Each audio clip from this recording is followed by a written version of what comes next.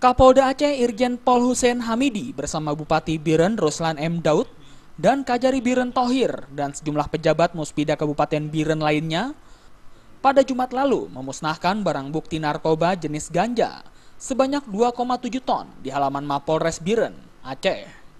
Barang bukti ganja tersebut merupakan hasil tangkapan anggota Satuan Reserse Narkoba Polres Biren pada tanggal 11 Mei lalu di salah satu rumah makan di Desa Tupok, Kecamatan Jumpa, Biren, Aceh, saat dalam perjalanan hendak dikirim ke Pulau Jawa.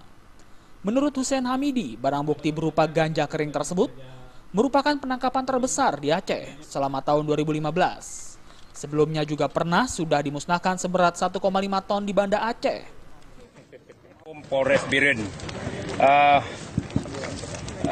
sama Lam Teba itu ada di Aceh Besar beberapa waktu yang lalu, yaitu hari Selasa kita musnahkan sebanyak 5,1 ton di Banda Aceh, dan hari ini kita musnahkan hampir 2,7 ton di Biren ini.